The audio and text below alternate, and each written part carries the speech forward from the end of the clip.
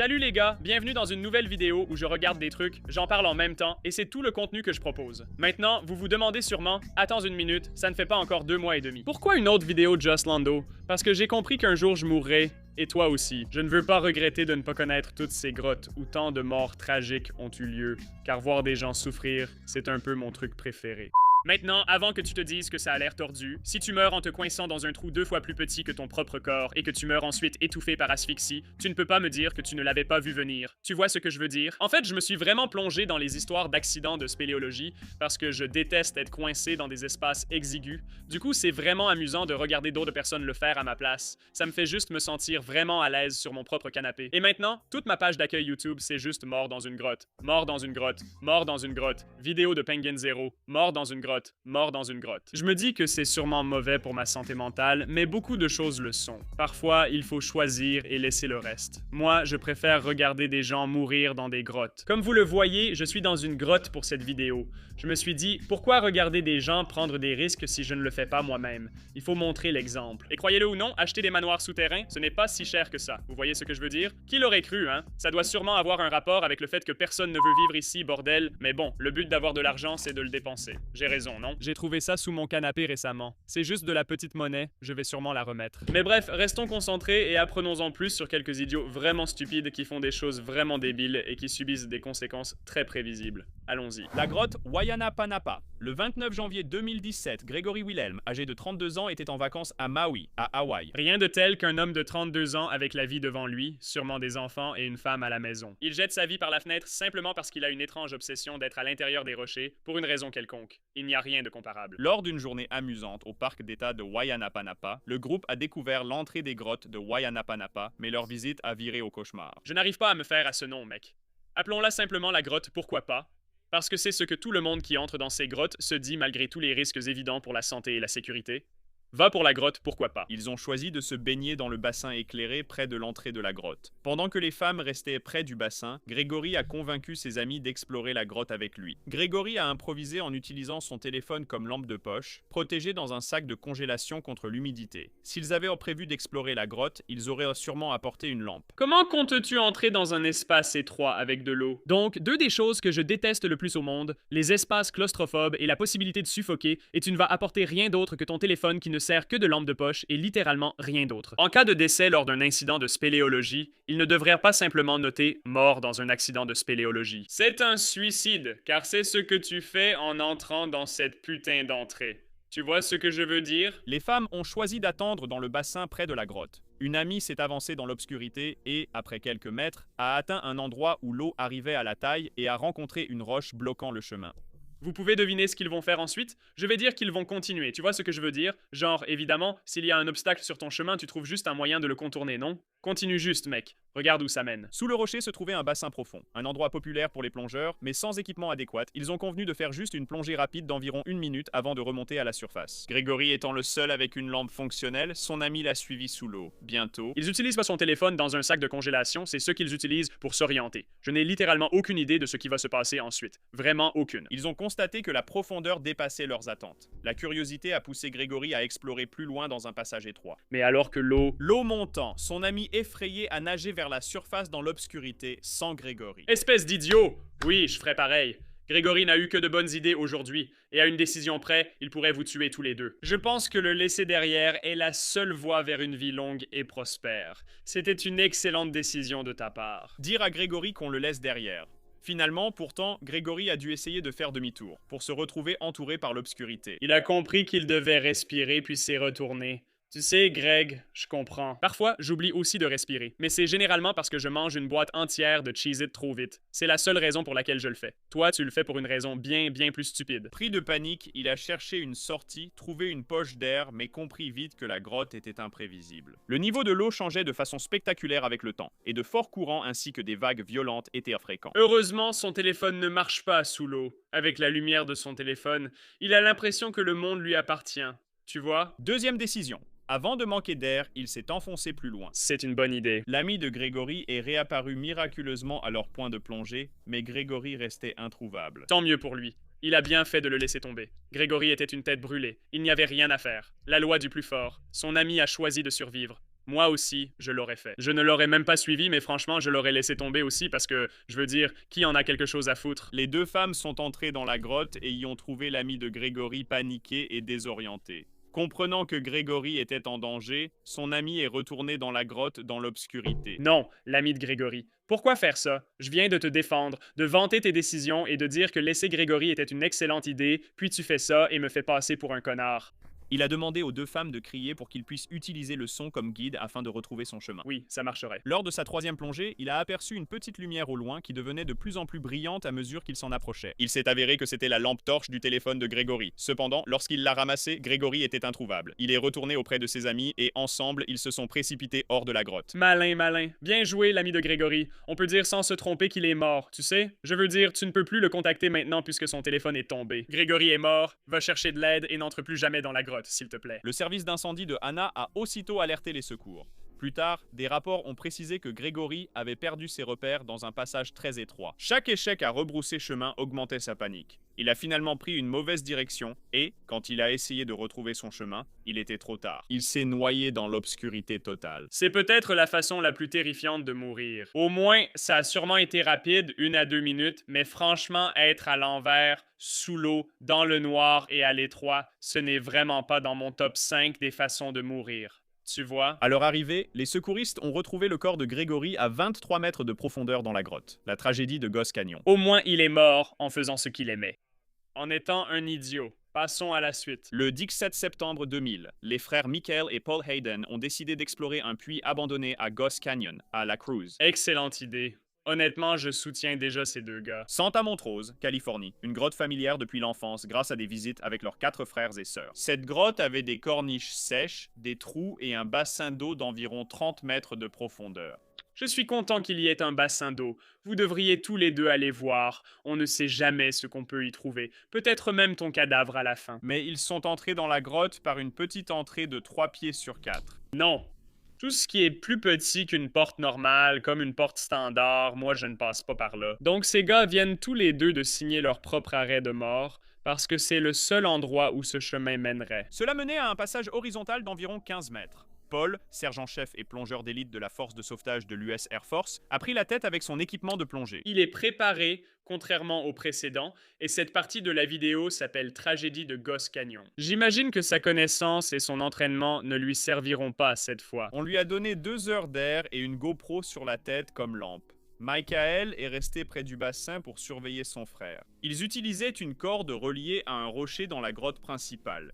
Michael tirait pour vérifier Paul, qui répondait de la même façon pour signaler qu'il allait bien. Tu sais, j'ai regardé beaucoup de vidéos sur des tragédies dans des grottes, vraiment beaucoup, et d'après ce que j'ai compris, même les plongeurs de grottes les plus expérimentés, avec la meilleure préparation et toutes les précautions de sécurité possibles, ils finissent quand même par se tuer. Donc si jamais quelqu'un me demande genre « Hey mec, viens voir cette grotte, c'est vraiment sympa, j'ai entendu plein de bonnes choses à son sujet », ce sera un non direct pour moi. Je n'y réfléchirai même pas une seconde. Pendant 28 minutes, leur système de communication a parfaitement fonctionné. Ensuite, quand J'en étais sûr. il a tiré sur la corde 2 fois, s'attendant à une réponse, mais il n'en a reçu aucune. En tirant à nouveau, il a constaté que la corde était tendue et immobile. Pensant que Paul était coincé, Michael a tiré de toutes ses forces. Constatant l'absence de changement, il a quitté la grotte pour alerter les pompiers, sachant que Paul n'avait plus que 90 minutes d'air. Heureusement, les pompiers locaux, le bureau du shérif de Los Angeles et les pompiers de Los Angeles ont réagi immédiatement. Si mon travail était de secourir des gens, surtout lors d'une tragédie de spéléologie, je ferais demi-tour dès que je verrais l'entrée de la grotte. S'ils m'obligeaient à entrer dans la grotte pour sauver quelqu'un, sinon démissionner, j'accepterais.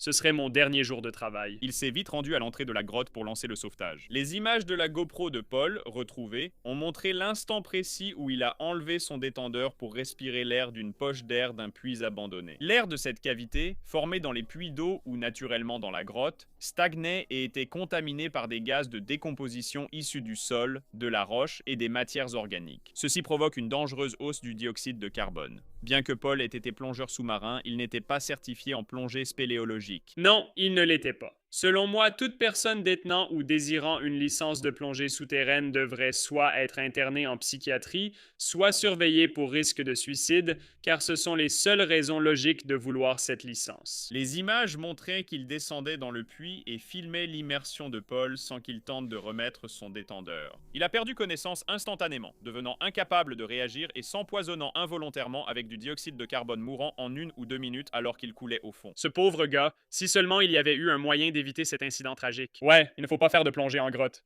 Je ne sais pas, ça me semble être une mesure assez logique à prendre. Tu vois ce que je veux dire? Est-ce que je suis fou ou est-ce que ce sont ces gars qui sont fous? Probablement ces gars. Le 26 mars 2016, 2 plongeurs spéléologues expérimentés ont entrepris une mission risquée pour cartographier une zone inexplorée de grottes à Santa Rosa, Nouveau-Mexique. Bien, je pense qu'entrer dans une situation très dangereuse dès le départ est une super bonne idée, mais être le premier à y aller sans savoir où se trouve quoi que ce soit, c'est encore mieux. Encore une meilleure idée. Malheureusement, un terrible événement est survenu. Pas de grotte plus profonde. Sans blague. Scellé en 1976 après la mort de 2 plongeurs. En 2016, après la réouverture de l'entrée, une équipe de 10 personnes, dont les plongeurs expérimentés Mike Young et le vétéran de la marine Shane Thompson, a exploré pendant 3 jours les tunnels et salles rouverts. C'est une excellente idée. Si un lieu est fermé après de nombreux incidents tragiques, sois le premier à entrer lors de la réouverture, car personne ne sait pourquoi. Voilà. Qu'espère-t-il en tirer? Trouver un caillou dans une carrière, le ramener à sa femme et dire « Tu vois, j'ai failli vous quitter, toi et les enfants, pour ce rien. Tu comprends? Tu n'es pas fier de moi? » Mike et Shane prévoient d'explorer un passage étroit à 43 mètres, puis de descendre vers une autre ouverture à 50 mètres de profondeur. Shane devait rester dans la zone ouverte et ne pas passer la deuxième ouverture. Au-delà des 50 mètres, Je vais deviner que Shane est allé au-delà de l'ouverture alors qu'on lui avait dit de ne pas le faire. Ce n'est qu'une supposition. Dites-moi dans les commentaires ce que vous pensez qu'il va se passer. 5 passages étroits restaient avant la dernière zone connue de la grotte. Mike suivait un fil d'Ariane posé plus tôt, se faufilant entre les rochers avec ses bouteilles et son recycleur. Shane le suivait. Jusqu'à l'ouverture de 50 mètres de profondeur. Là, Mike lui a dit d'attendre. Mais dès que Mike a disparu de sa vue, Shane a décidé de le suivre. Bon sang, Shane. On ne peut littéralement l'emmener nulle part. Tu vois ce que je veux dire? Il est comme un gamin dans un magasin de bonbons. Il ne peut tout simplement pas rester en place. J'ai hâte de voir ce qui va se passer ensuite. Non, ce n'était pas prévu dans leur plan. Mike ne savait pas que Shane était juste derrière lui. Shane a suivi le fil d'Ariane le long d'un chemin rocailleux, passant par de gros rochers et des virages serrés. Vous allez tous les deux vous faire tuer comme ça. Une ouverture de moins d'1 mètre. L'eau était alors pleine de limon et il est tombé sur un autre passage étroit. En se tournant pour avancer contre le mur, son recycleur dorsal s'est accroché à une roche au plafond du tunnel. Il n'y a vraiment aucun aspect de cette grotte qui soit sûr. Tu vois ce que je veux dire? Il y a tellement d'obstacles qui jouent contre toi que franchement, qu'est-ce qui, dans cette expérience, te paraît intéressant ou amusant en général? J'aimerais vraiment entrer dans la tête de ces plongeurs spéléologues et leur demander pourquoi ils font ce qu'ils font. En même temps, j'ai un peu peur de leur poser la question parce qu'ils doivent sûrement être complètement fous aussi. Un bras tendu, l'autre touchant la paroi et le fil d'Ariane, il s'est tordu pour se libérer, mais a vite compris qu'il était coincé entre les rochers. Reculer risquait d'endommager son recycleur. On n'aurait rien vu de tout ça, tu vois? Pris de panique, il respirait vite et superficiellement. Soudain, le bras de Mike a touché la tête de Shane et ils se sont retrouvés face à 60 mètres de profondeur. Mike a été surpris de voir Shane. Pauvre Mike, il savait sûrement ce qu'il faisait. Il passait une super journée, il avait fait tout ce qu'il devait faire, puis il revient et Shane est juste là, genre « Non mec, je pense qu'on devrait tous les deux crever maintenant. Je pense que ce serait vraiment amusant. » Je ne sais pas pour vous les gars, mais le truc qui me terrifie le plus dans les endroits claustrophobes, c'est d'y entrer et de découvrir que quelqu'un te suit juste derrière. Entrer tête la première dans un endroit où tu ne peux même pas te retourner est déjà angoissant. Mais savoir que quelqu'un te suit et que vous pourriez rester coincés tous les deux rend la situation encore plus effrayante. Il est certain que les derniers instants de ces deux gars ont été terrifiants. Coincé, il avait besoin d'aide. Mike a essayé pendant plusieurs minutes de le libérer, mais ils ont paniqué car le tunnel était trop étroit pour bouger à deux si Shane restait bloqué. Non, ça va pour moi. Il a libéré son recycleur et l'a tiré à travers les 3 passages. C'est une bonne idée. Shane est ensuite repassé par la restriction qu'il venait tout juste de quitter, se griffant sur les rochers, mais évitant de rester coincé comme la première fois. Shane, que va-t-on faire de toi? Mais il a vite remarqué que Shane avait accidentellement déplacé le fil d'Ariane, laissant Mike incapable de voir où aller dans le passage rempli de rochers. Pendant ce temps, Shane continuait le long du chemin sinueux. Tu sais, regarder ces deux-là se battre frénétiquement pour leur vie me rend tellement plus reconnaissant d'être dans mon propre salon, bien au chaud, en sécurité et tranquille. Je pense que c'est pour ça que j'aime regarder ces vidéos, parce que je sais que rien ne peut m'arriver dans ma petite bulle de sécurité, mais en même temps, je peux regarder ces gens souffrir. On peut au moins remercier ces gars de faire tant d'efforts pour nous divertir. Tu vois ce que je veux dire? En plus, cela augmente les vues de ma chaîne. C'est gagnant pour nous, sauf pour eux. Face à un autre passage étroit, paniqué, il a bougé trop vite et la ligne de guidage s'est enroulée autour de ses jambes. Il s'est libéré, mais a perdu la ligne de guidage. Son cœur battait plus vite, sa respiration aussi. Shane gâche tout, il fait tout de travers. Il avait besoin d'une respiration contrôlée pour fonctionner. Sans issue claire, avec seulement des passages étroits autour de lui, il ne pouvait pas atteindre la ligne de guidage qu'il avait aperçue juste à l'extérieur de l'endroit où il était coincé. Il a commencé à hyperventiler sans réussir à se calmer. Mec, imagine être totalement désorienté dans le noir, ne plus savoir où est le haut ou le bas, manquer d'air et savoir que l'oxygène va bientôt finir. Super façon de passer l'été, non?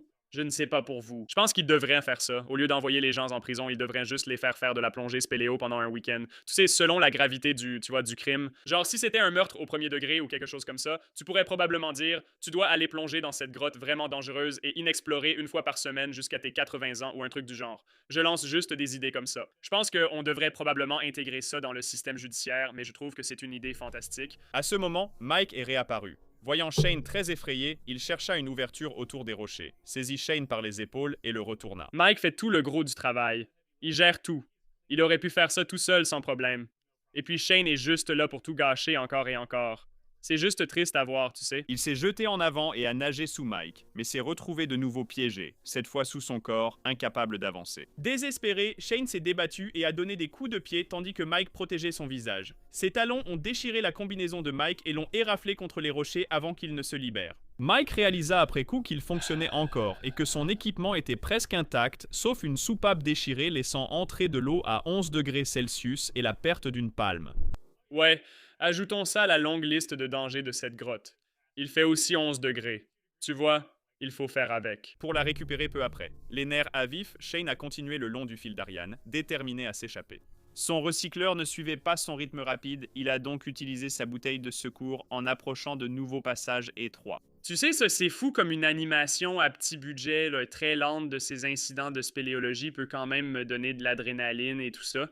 Ils ont bien travaillé ici, mais imagine si tu voyais vraiment les images GoPro. Ce serait terrifiant. Il a tout tenté pour se libérer, mais est resté coincé une troisième fois et Mike n'était nulle part en vue. Bien joué, Shane. Mike avait grimpé et trouvé un trou menant au fil d'Ariane. Pensant que Shane était devant, il a suivi la ligne vers le haut jusqu'à la restriction suivante. Sentant une tension, il a cru que Shane tirait devant. À la suivante, tu te trompes vraiment. Je soutiens totalement Mike. Shane, c'est du genre. Si Mike réussit, il mérite une médaille d'honneur ou autre. Je ne sais pas. Mike réalisa que Shane était derrière lui, encore accroché à une partie précédente du fil d'Ariane. Inquiet, Mike fit demi-tour dans les passages étroits et les rochers. Bientôt, la ligne s'arrêta de bouger. Un signe que Shane était en très mauvaise posture. Honnêtement, je me dirais, Dieu merci. Maintenant, je n'ai plus à revenir en arrière pour le sauver puisqu'il est déjà mort. Donc, je peux juste me sauver moi-même et me tirer d'ici. Tu vois, problème résolu. En avançant, Mike a découvert Shane coincé dans une ouverture étroite, sans vie, et ne portant plus son embout de recycleur, son bloc de secours. Honnêtement, je prendrais juste sa bouteille et je me casserais. S'il restait de l'oxygène, je prendrais sa bouteille, je laisserais son corps, peut-être que j'appellerais la police après, ou peut-être pas, je ne sais pas. Elle était vide. Sa combinaison déchirée et le câble de son ordinateur de plongée arraché montraient que Shane s'était battu pour se libérer, mais n'avait pas survécu. Mike a tenté de libérer Shane, puis a compris qu'il devait sortir et prévenir les autres de la tragédie. Oui, c'est une bonne idée. Ils sont revenus le lendemain pour prendre le corps de Shane. D'accord, je suis content que Mike soit vraiment sorti de la grotte. Je pensais qu'il allait juste rester là et essayer de le sauver jusqu'à manquer d'oxygène et mourir. Mais il est intelligent, évidemment. Shane, stupide. Shane est mort. Mike est vivant. C'est une fin heureuse, les gars. Après avoir traversé seul ces passages étroits et complexes du champ de rochers. Tragédie de Culverson Creek. Qui d'autre allons-nous voir mourir aujourd'hui? En 1985, 7 spéléologues sont entrés par l'entrée Fullers de la grotte de Culverson Creek, un réseau long de 20,8 miles dans le comté de Greenbrier. Virginie occidentale. Mon Dieu! Le groupe avait initialement prévu d'explorer toute la grotte. Le niveau d'eau élevé à cause des pluies les a poussés vers une grotte moins exposée aux inondations. Aucun spéléologue n'était allé dans les éboulis auparavant. L'entrée était autrefois un fond de canyon. Le ruisseau profond traverse. Il fait 30 cm de profondeur. C'est une excellente idée. Au-dessus de petites dalles de roches meubles. À environ 15 mètres à l'intérieur, sur une pente descendante, un rocher se dressait au centre du passage. Elle mesure 32 km avec de l'eau dessous. En cas de pluie, la grotte sera inondée.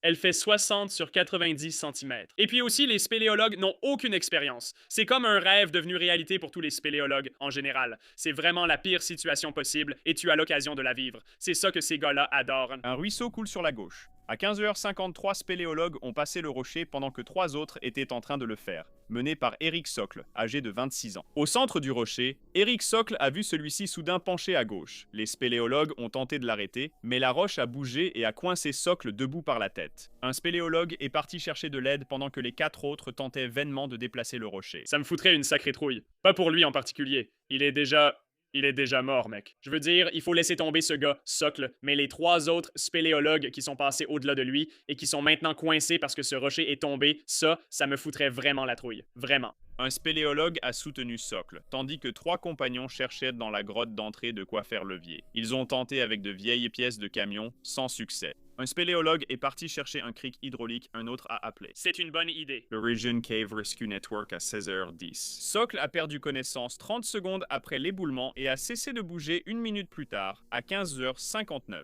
John Evans, un membre du groupe, a noté que le pouls de Socle était encore fort malgré son inconscience. Ce serait nul. Un filet de sang coulait de sa narine gauche. À 16h20, le cric hydraulique est arrivé. Grâce à lui, Ça devrait sûrement faire l'affaire, non? L'équipe a déplacé le rocher. Socle a été transporté à environ 6 mètres dans un endroit sec, où la réanimation a commencé immédiatement. La Renic Rescue Squad est arrivée rapidement. Un ambulancier a poursuivi la réanimation à 16h29. Je suppose qu'il ne s'en sort pas vu le mot tragédie dans le titre, mais on récolte ce qu'on sème, tu vois? Je veux aussi savoir si les autres spéléologues s'en sortent. J'imagine que oui. Le rocher est tombé, mais il y avait assez d'espace pour sortir. On va voir, il reste 20 secondes. Socle a été évacué sur une civière puis transporté à l'hôpital en ambulance. Malgré la pause d'une perfusion à IV et l'administration de médicaments cardiaques, son état est resté inchangé et il a été déclaré mort à 18h05. Si cette vidéo vous a plu, abonnez-vous à la chaîne. Moi, je n'ai pas seulement aimé cette vidéo, je l'ai adorée, pas à cause de toutes ces morts. Mais non, en fait, c'était surtout à cause de toutes ces morts. Je ne sais pas, bref, merci d'avoir regardé les gars. Eh bien les gars, si vous avez retenu quelque chose après avoir regardé toute cette vidéo, c'est que si quelqu'un vous demande d'aller faire de la plongée en grotte, vous le frappez directement au visage. Je me fiche que ce soit votre mère. Vous la frappez et n'essayez même pas de vous retenir. Je plaisante, enfin, à moitié. Mais bref, merci encore d'avoir regardé, j'espère que cette vidéo vous a plu. Je viens de rentrer du Japon il y a 1 semaine, donc mon rythme de publication est en pause pour l'instant. Je ne sais pas pourquoi j'ai évoqué un rythme habituel de publication, car je n'en ai pas eu depuis 2 ans, voire jamais. Mais merci quand même. J'apprécie vraiment votre patience et j'ai hâte de gâcher votre journée, j'espère très bientôt. Allez, à plus.